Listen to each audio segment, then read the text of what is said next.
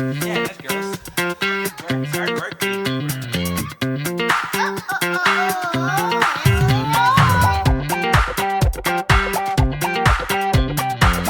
You're listening to the Chartographers.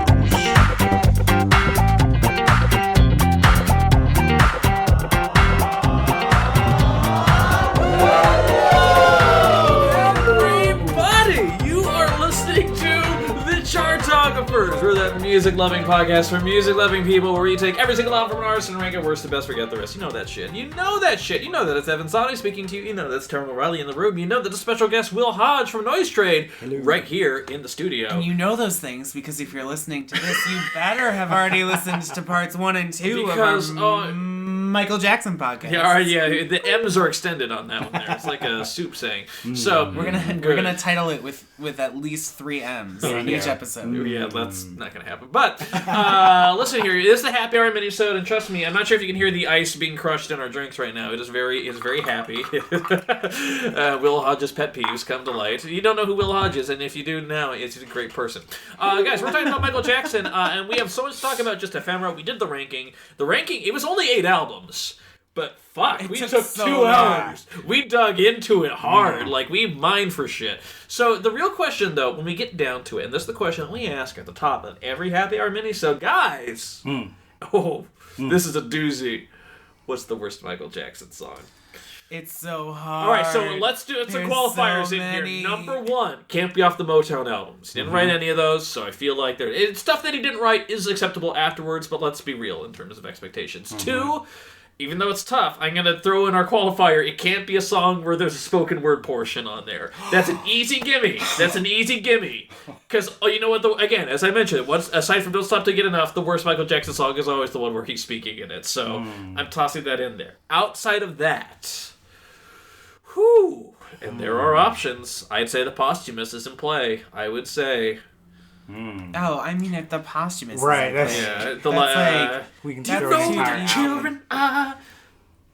That's not the worst. Yeah. No, 'Cause, I mean, The Lost Children is way worse. than Breaking that. News is up there for me. I would almost say, if we're taking out spoken word, because I've made my opinion known Yes. about Girl Is Mine. Yes, you did. To great degree. But I would say probably, I think if we're talking about looking at Michael Jackson, I really think DS off history is one of those things where you're just like, whoa, like this is just something you write It's in so your petty. journal. It's petty. It's not creative.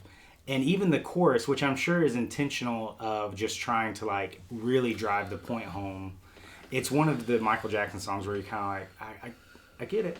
Yeah. I get what you're saying. Oh, I've got 10 more of them coming. Okay, I get it. I get it. And you're gonna keep repeating that. Right, yeah. And you felt you needed to do the chorus twice at the end, huh? Exactly. And it's also like it's it's just like it's not totally it's not produced like this, but it's a blues song. Mm-hmm. Yeah. And I said to my sister recently, like, I would be okay if I never heard this chord structure again in my life. Mm-hmm. Like, it's so basic. You expect more from him because he is so innovative. Right. That when he goes to this place, you're just like, really? I mean, I know that you felt like you needed to record 15 songs for this, but this didn't. Like we said in the main episode, it didn't need to see the light of day. But when we talk about... Because we also brought this up as well. I'm sorry, go ahead with your choice. Oh, I was just only going to say, like, when you... Yeah, DS is my choice. When you have DS. that album, on the same album. Monster Scream. from Michael is also up there for me. Oh, I mean... Nicki's verse is the only thing that saves Monster. Oh, I'm sorry. I'm just kidding. I mean, Hold My Hand. Yeah. Talking but about actually, Michael, though, we will talk about dated shit. I mean, there's a couple songs on Michael that are just like the worst garbage. Yeah. And that's although there are a couple times on there where even if it does sound like him, the vocals are still like really overprocessed. One of my favorite things, though, the Bad 25, they re-released that had a whole bunch of songs that were included on there. Oh my god! So a couple different things. One, there's Al Capone, which is between that that was basically kind of the demo or the earlier incarnation of what would become Smooth Criminal. But between that and Blue Gangsta, I'm always just fascinated by his fascination of mobsters. If he lived today, he would be the only person that liked the Ben Affleck film Live by Night. The 80s. the 70s and the 80s were obsessed with mobsters. And fedoras. Sure. So, like... he was showing special screenings of Dick Tracy at Neverland, because you're like, it's mobsters. Oh, he loved Dick Tracy. And they're he loved the fuck out of Dick Tracy, Right. like, no mistake. Exactly. And Donna. But also, I can't remember what I was going to say about that. There's that. No. There's also another song on the Bad 25, Abortion Papers. Which is... Abortion Papers? Yeah, I mean, it's Abortion Papers is like the in parentheses title. Yeah, I don't okay. remember It's called, what like, it's Song actually Groove called, or but something like the hook that, is yeah. about abortion papers. She's got those abortion papers, and also it's terrible. And she's like, he's like, you gonna sign your life away, and it's like, but Michael, what that's not are how abortion papers? that's what not exactly? how an abortion works. Right. You don't need to. It's not a divorce, you know. so It was just like Why? Shockingly doesn't make What a are the big papers of a for? I have got to hear this song now. Oh, we'll play it for you. Oh, we will absolutely play it for you. Worst, pretty but insane. Listen, Wow. Michael Jackson's videography is a different thing of just joy. Wait. Oh, wait. Sorry. Wait. My choice for worst Michael Jackson song is Little Susie. Oh, which is right after DS, right? So that's... Well, no, it's way later. on, yeah. Same album though. Yeah, same album. Yeah. Okay. Yep, that's up there. Shockingly, I the can worst see songs that. are off of history. There's some of the worst ones. Okay. It's almost like he didn't expect it to matter because it came with a greatest hits compilation. Yeah. So he was like, I can put whatever the fuck I want. care what's on here. Except like the fact that Scream's on there is you're like, how is Scream? Or maybe I just think too highly of Scream. No, you but, don't. Like when you hear that and then the rest of like there's such a sharp downturn that's kind of like, wow, how's that even possible? Because Scream is so high up there. Like, it is so good. Well, and I even, like, really dig Stranger in Moscow. But then it goes downhill. Yeah. But on top of it, though, I also want to point out, because when you're talking about the Michael Jackson videography, I mean, for some inexplicable reason you're not aware of who Michael Jackson is. You might remember him as the Scarecrow from The Wiz, A. But B, like, the thing is, like, when MTV wasn't playing a lot of black artists, because it was still very much a white, rock-dominated channel, and when he finally... And the videos for Off the Wall were fine, but when he put out stuff like Billie Jean and he's walking down this lighted sidewalk, people were like, what the fuck is going on? Right. This is crazy. And then Thriller, and then basically stuff that you couldn't ignore if you wanted to. So talking about the best Michael Jackson video is not something we're going to do, because it can go on for days. We all know those moments anyway. I want to get into what the worst Michael Jackson video is, because there's some candidates, and I'm going to just throw out a potential nominee out there in the form of Speed Demon. Because Speed Demon from the Moonwalker mini video, whatever thing. Yeah. Holy fucking shit. Yeah, Moonwalker was a beast all its own anyways, because you're just like, didn't you learn from Prince? Like, Under the Cherry Moon? Like, come on, guys. Like, don't, like, But listen, he's a claymation rabbit, you know, and he's driving through the city. And everything's terrifying. God, that motion animation is actually terrifying. Right. Like when that kid looks at him and goes, "It's Michael Jackson," and you're like, "Oh my god, nightmares!" But oh my god, you know what I'm reminded of? Because remember his obsession with claymation had been well noted. Because on the Bad 25 documentary, there's the part when he signs a deal to do the California Raisins ad, but he talks about the other California Raisins he wants to do. So he films this video for the company's like, all right, so the other California Raisins, I want him to be like a cool guy. He's got like sunglasses and he's like looking around. He's like, he's glancing, arms folded. And then I want this other guy, and he's gonna be like real suspicious, like he's gonna be like. And like has his eyes wide, and he looks really creepy. He just made a video and sent it to the animators for this fucking raisin commercial, and it's like, this is what I want the other raisins to be like. It's like, okay, Michael. He loved claymation. It was really fucking weird. It sounds like that Key and Peele sketch about Gremlins 2. Have you guys seen that? I won't derail it, but okay, just look it up after. It's where they start, because Gremlins 2 was straight off the rails. Yeah. So it's one of those things where it's a boardroom that keeps de-escalating with the idea of what they want. Gremlins and Gremlins great. 2 to be. Sounds wonderful. Yeah, it's really great. Speaking of things that sounded wonderful on thing, he's worked with a lot of great directors in his videos. He had Martin Scorsese do the Bad video and things like that. And then, I don't know if you know this, he got Francis Ford Coppola to direct this little thing called Captain EO. And let me tell you, boy, little 6-year-old Will Hodge. 6-year-old Will Hodge. Captain EO. I almost wore my Captain EO T-shirt, but you absolutely should have. It very easily became a half shirt. I'm not even sure it would cover my ribs now. But for those who don't know, Captain EO was a thing where Michael tried to get into film and like having small parts aside from the Wiz and recording stuff for like the E.T. soundtrack and other things. He was like, he wanted to start a thing, and so Francis Ford Coppola and Disney, they backed this $30 million 17-minute film to be shown at Disney resorts. Like, it's that little short film thing that you walk into because it's Michael Jackson. Why wouldn't we want to do that? Where he's Captain EO, he's out in space with turkeys and chickens and a farting elephant creature thing. Right, and a big blue thing that's totally not ripped from the Star Wars cantina. We promise. Yeah, like, exactly. Yeah. And Angelica Houston. Yeah. But for some reason. For some fucking reason. Featuring any actress getting a paycheck. Did you guys ever experience that at the resort? Epcot? No. Okay. Walk us through. Yes. All right. So, little, bespeckled, nerdy Will Hodge. So 1986, Captain EO was part of the 1-2 punch that made me a Michael superfan. The first was the Making of Thriller VHS that went behind the scenes. Got that in the beginning of probably 1986 because the late summer is when we went to Epcot and got to experience Captain EO full force, which I think it was labeled as being like in 4D or something like that, because not only did you get to watch it and hear it, but your chair would rattle, and when that creature sneezed, they would like blow air on you and like all this kind of stuff. You were like immersed. But We're Here to Change the World. Yeah, I loved that song as a kid, and you could not get that anywhere until like a couple years ago. It came out until that definitive Michael Jackson box. Right. Yeah. So when that came out, I was like, I'll buy it for that song alone. But to a 6-year-old who did really like Star Wars, like that was enough. Even if you had not heard a note of Michael Jackson, seeing him in that context, dancing, singing the songs, all that, you're like, oh, I'm on board with it. Like I'm down with this. And then people would be like, oh, he also did a song for E.T.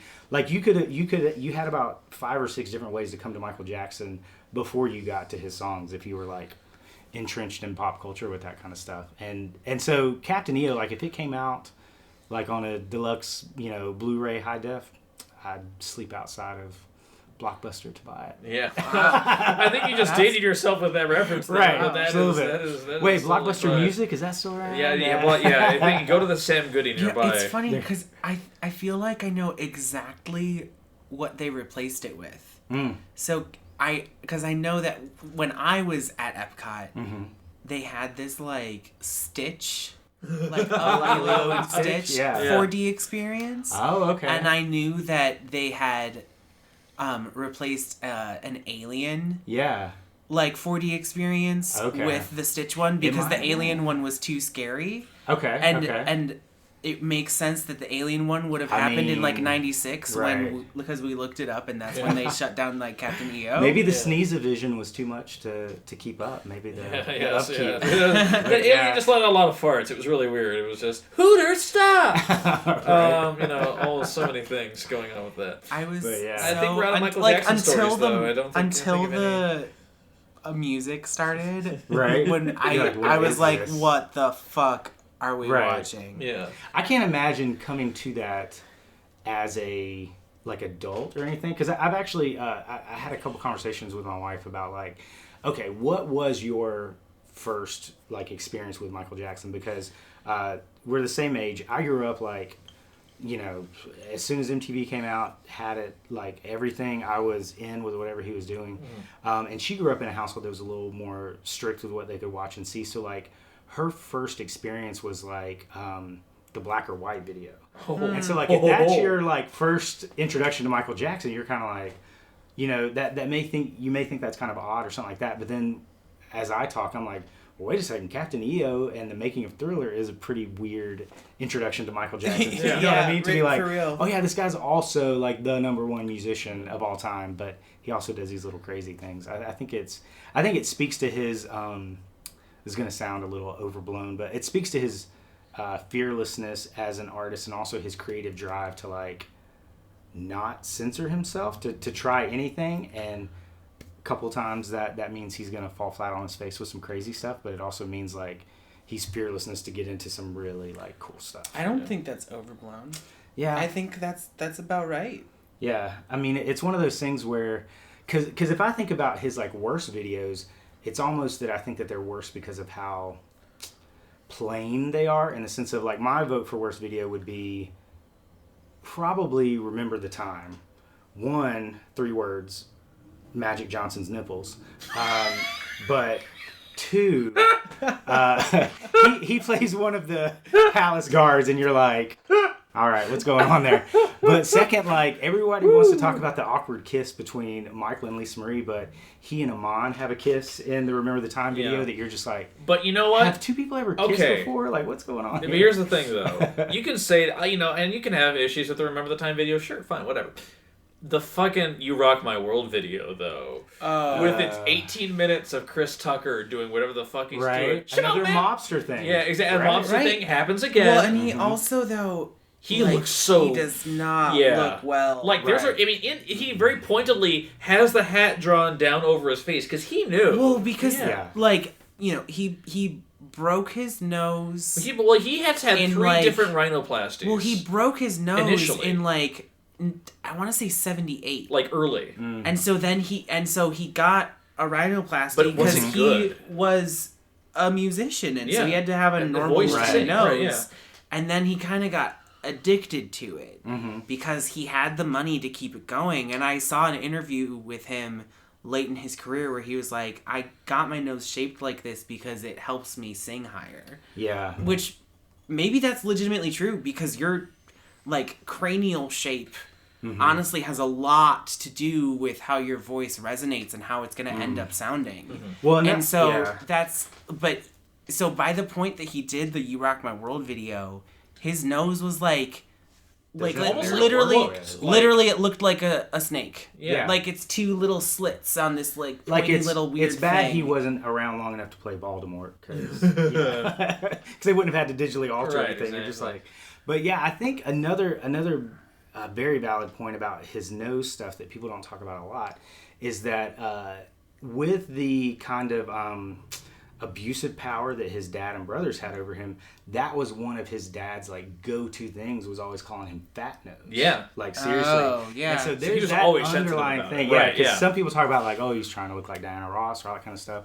But I think that was another thing where like, if the success and the dollars and all that stuff not gaining your dad's like respect and attention, like there's a part of always feeling that was like jacked up on him as well. Well, from that. and it's especially, I mean, people make fun of him all they want, but you look at child stars who became famous when they were 14 and they're fucked up. Yeah. Right. Like when he was in the spotlight like since he was like 6. Right. And so that's literally all he knows, and that's he grew up that's eccentric. not gonna make a brain that knows how to interact with people. Right. You know, with everyday people. And like he's not gonna pick up on social cues. He's gonna have like real far out there eccentricities that he just doesn't care about because he's fucking Michael Jackson. Okay, and when you're practicing like from an early age, having a schedule like an adult of where you're literally working and putting and earning money for your family, and it involves tons of practice and performing and all that kind of stuff. That's why when people want to talk about a lot of like all the childish attributes he had as an adult, there's always this crazy psychological thing of like, I was doing adult things at 7, and I'm also doing childish things when I'm in my 40s. Right. You know what I mean? Because he never got to have a real childhood. Right, and that's why Neverland Ranch happened and all this other stuff, too. Because, like, even though... And you can still talk about the, accusations that were filed against him and, everything else like that. But, dude, legit... He spent so much of his life still obsessed with the fact that he never had a childhood. Right. He never literally built an amusement park at his home. Right. Of course he wants kids there to enjoy it. Right. Yeah. Plus, I think actually and this is where, it does get into the psychological corner of the podcast, but I think the psychological corner. With he was able to connect and interact and have relationships with kids even when he was an adult,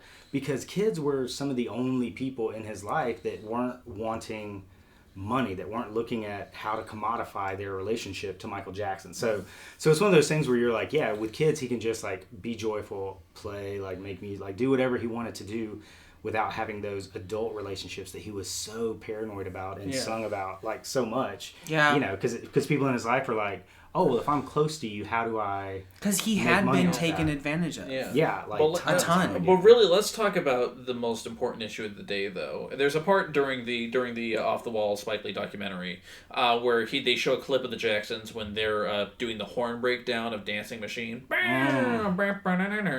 And long story short, we know he invented the moonwalk. Did Michael Jackson invent the robot? The robot. Yeah. Yeah. There was some speculation that, like, at least in terms of popularizing it, he did. Well, yeah, I will totally credit him with that. The thing is, I was watching. Oh, it was when we were watching the Bad Tour. Yeah. I had so many moments of, because you have those iconic Michael Jackson moves, like the kick and the spin and the moonwalk and the taking your jacket off and putting the jacket back on, and that like that hip popping and the snap, right. Like, and that the like point with the weird wrist and the leg that goes with it, right. Like those are, when you think of Michael Jackson's like signature choreographies, that's what you think of, but he really originated like isolations in the way that they are in the current dance realm, and like I there was one moment, it was like at the beginning of a track and he's just breaking it the fuck down, and I'm like, that's everything I do. Yeah. And I thought that was so modern, and so like, and I'm thinking of like a 7-minute dubstep dance video that like really influenced me, and I'm like, Michael Jackson did all of that first. I tell you, in 1982. If you watch any video where he's dancing in an ensemble, whether it be like the Thriller video with all the zombies, even in Scream when him and Janet are doing the exact same thing, and she's a great dancer.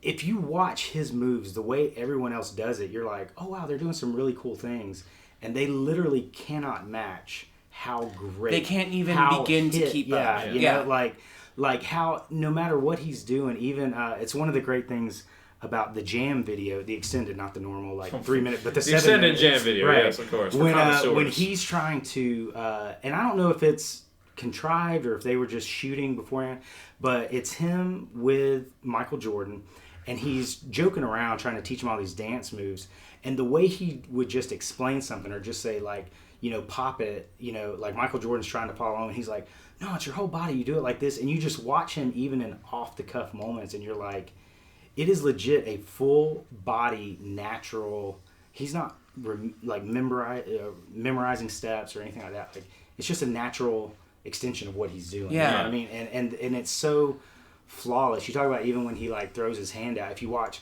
his feet and knees will also be doing something at the same time. Right. You know what I mean? Yeah, it's all so meticulous, and like he's so aware of every single part of his body.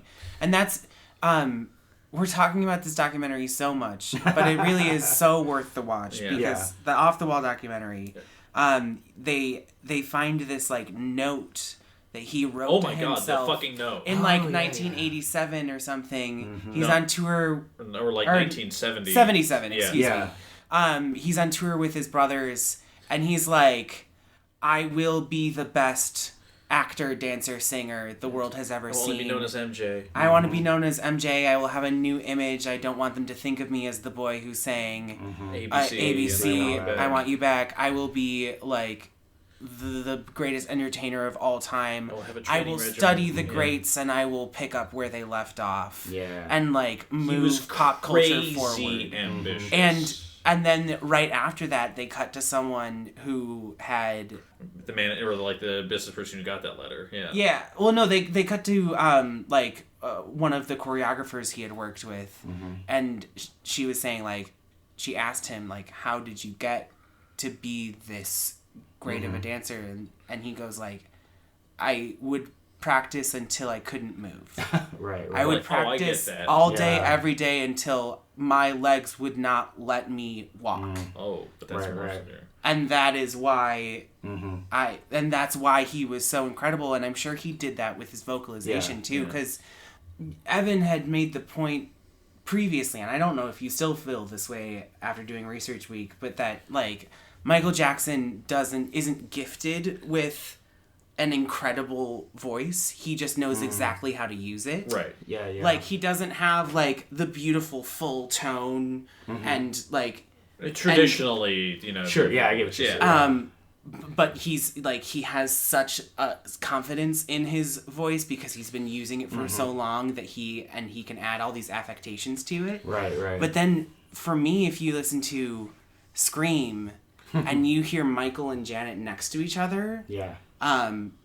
Janet similarly has like a very like light voice and knows totally how to use it. Right. Like she has actually pretty impressive range for the sound that she can produce. But when you hear them next to each other, like you can hear that Michael is singing with his entire body.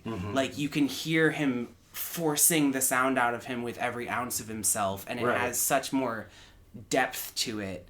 And then Janet's doing the same like scratchy affectation, and it's perfect in the style, but it just doesn't have the same oomph behind it. You know what I think? Go ahead. No, I've been talking. You know what I think is amazing? The fact that Michael Jackson's had a lot of guests on a lot of his different songs. He's had Slash, he's had Eddie Van Halen, he's had Sadaia Garrett, all these other people that helped launch their careers. Whoever the fuck did the rap on Black or White? LTV. Yeah, is that LTV. a career that launched? Oh my god, I have all the LTV albums mixed in Q Sound. You know what else? Hey, you know what else was mixed in Q Sound? MC Scat Cat's album. The guy, the animated Paul cat Abdul, from you're welcome. Did not know he had an album. I'll Q listen to that after that's the Papers. connection between MC Scat Cat and Michael Jackson, in case you're wondering. But the thing is, other people have guested on there. He's helped like in some careers as well. But anytime Michael Jackson guests on someone else's song, then we start running into trouble. The exception being Rockwell's "Somebody Watching Me," because the backing vocals on that are great. But Eddie Murphy's "What's Up with You," "State of Shock" with fucking Mick Jagger. That is rough. That was on a Jackson's album, right? It was on a... No, that was one of the songs he wrote with Freddie Mercury. Who, by the way, they wrote 3 songs together, but then they stopped working together because Michael Jackson kept insisting on having a llama in the studio, and Freddie Mercury. I believe it. Wait, State of Shock wasn't on It was on a Jagger album. It was? Yeah, I'm pretty sure. I could be wrong. Destiny. Commenters, call out my bullshit, please. I encourage you. But I definitely agree. Before, I think it's also impressive. His guest list also kind of shows how he was very much mindful of being relevant without pandering to trends. Because even if you look like at Rex and Effects or whatever, something like that, where you look in the grand scheme of things, you're like, why in the world? Like, they were, a one-hit wonder with Rump Shaker and all that. But you're like, at the time, he would even put people, like, again, the Jam video, Criss Cross is in the video. They're not on the song. I think he had, like, Another Bad Creation in one of the videos. And the musicians that he would bring along, Steve Stevens, did the solo for Dirty Diana. You're like, he was always very mindful of not really working with a bunch of people who were over him, except for Paul McCartney early in his career, which makes more sense.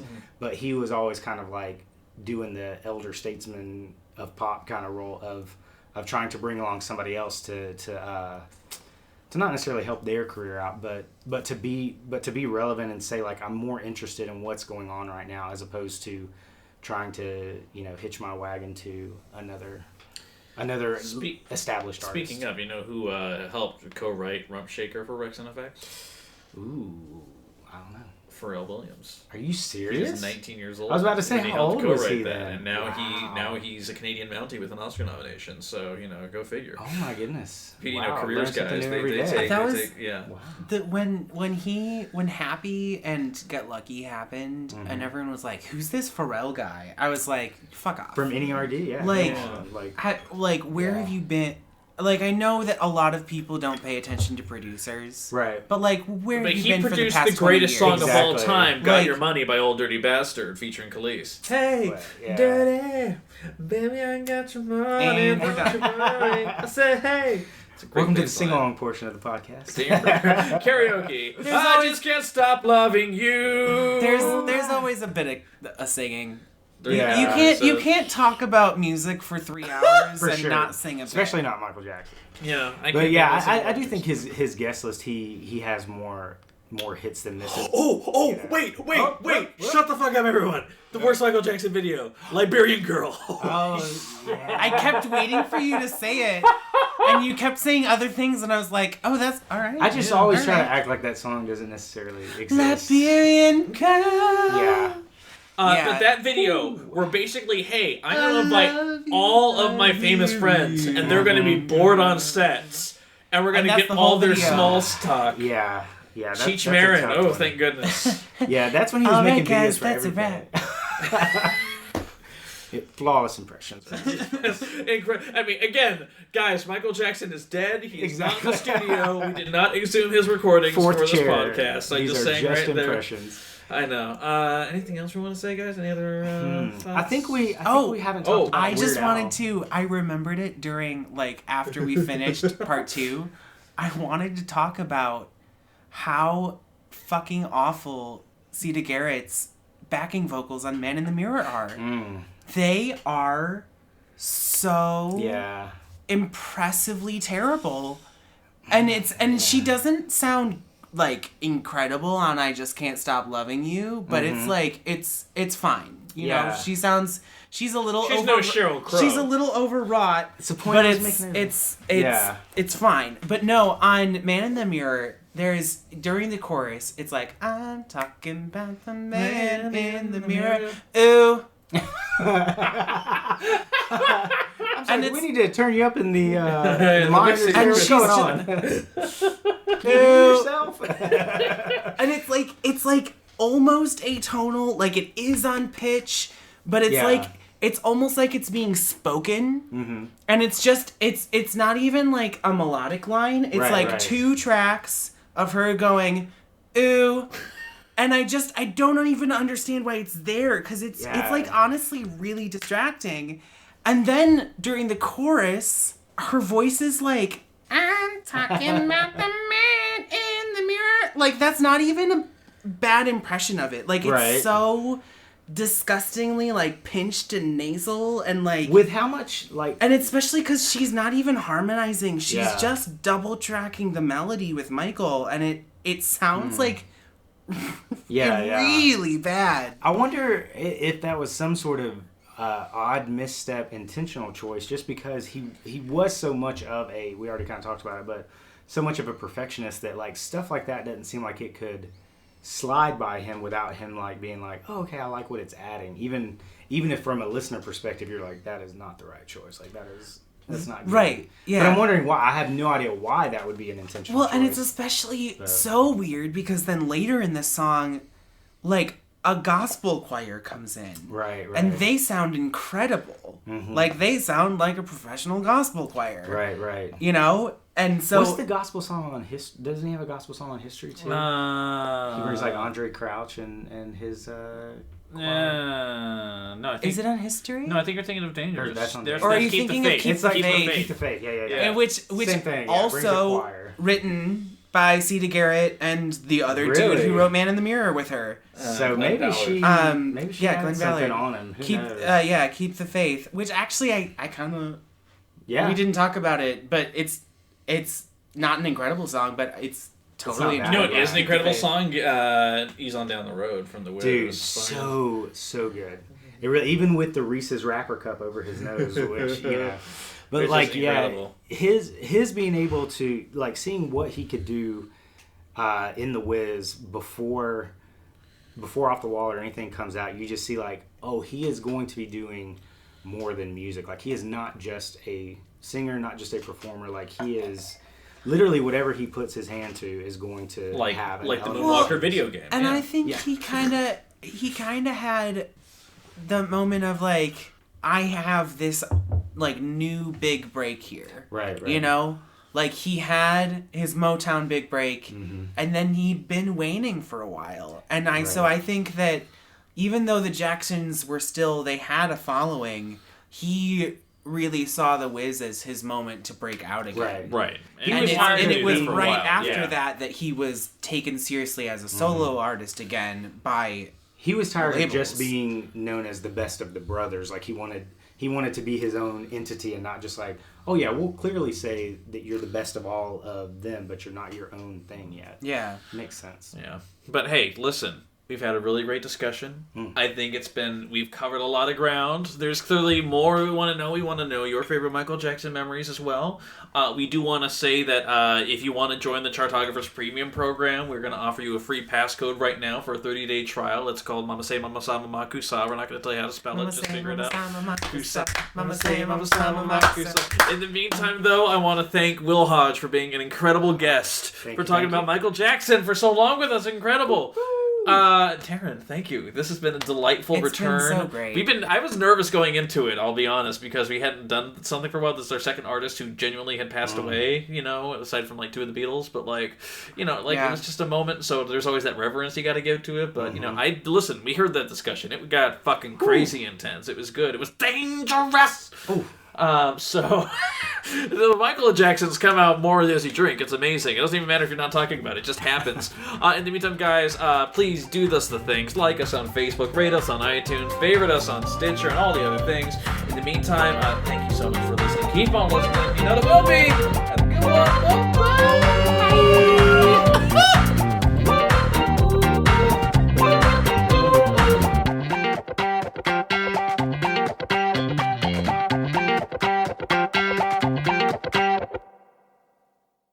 Magic Johnson's nipples.